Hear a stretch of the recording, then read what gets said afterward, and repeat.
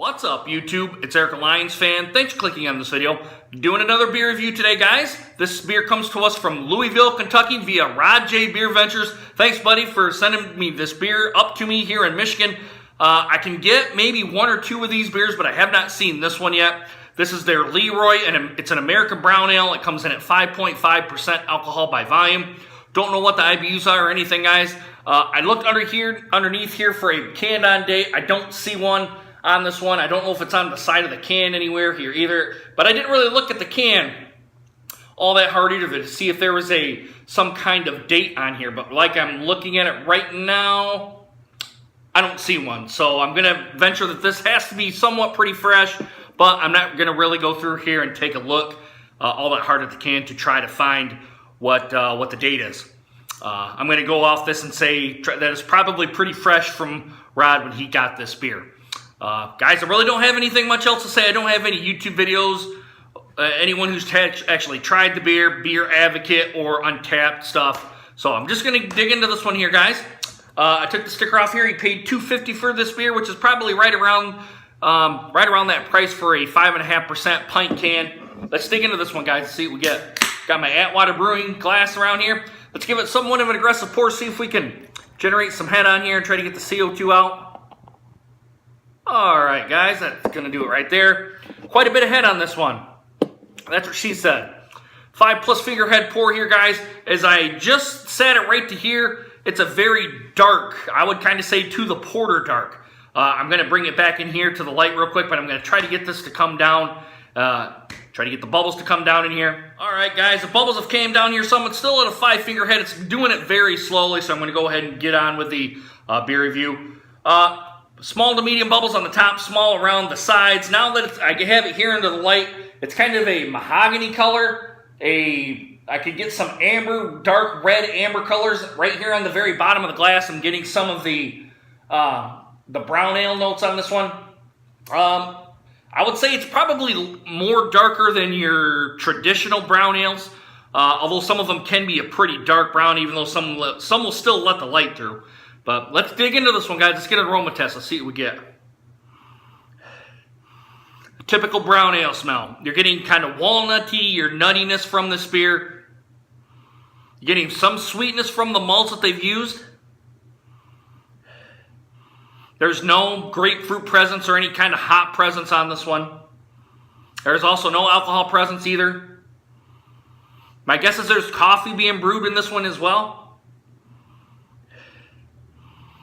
Very nicely done. Very nicely done. I'm going to put some more beer in here, and then we'll get to the taste test. There we go here, guys. All right, let's see what the Leroy American Brown Ale from Mile Wide Brewing gets, guys. Bottoms up. Cheers, guys.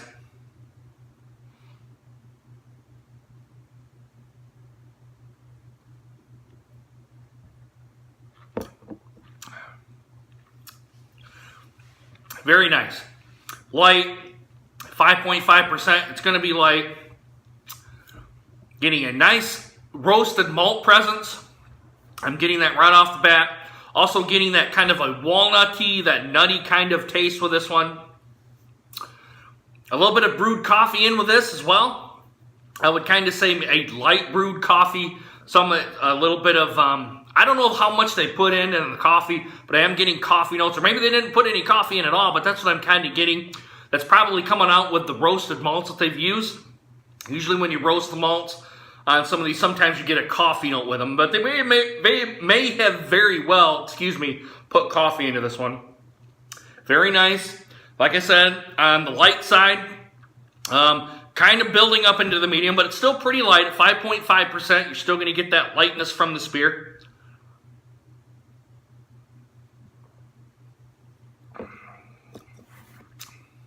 Right up front, I'm getting, like I said, that roasted malt, the nuttiness. And then as it goes away, I'm getting some bitterness. Could be from the hops. If they brewed coffee with this, it could be very well from the coffee.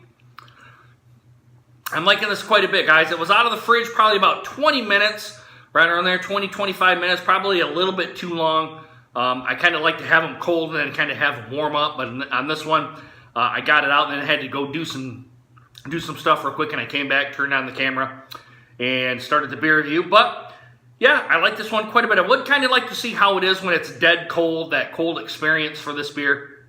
I still think it's a good beer by any stretch of the imagination. It's good, it's light, it's kind of, it would be more toward the fall more than it is in the summertime here in the middle of June going into July. It's kind of coming up towards the end of July, the end of June.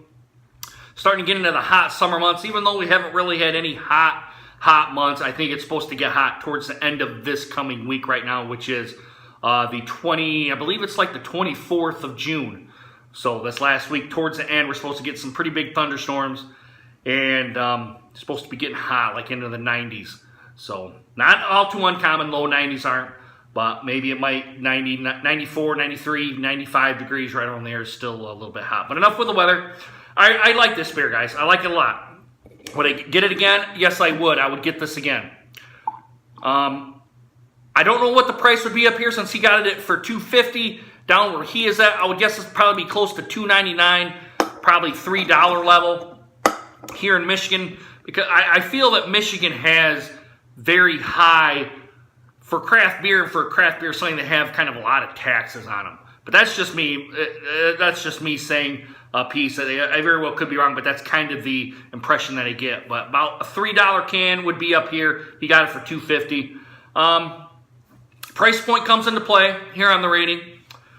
Being that would probably be $3 here at a 5.5%.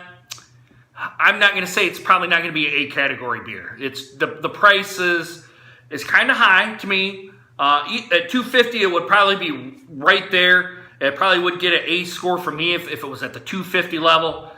But being up here, I guess it would probably tack on another 50 cents for a $3, 5.5% beer.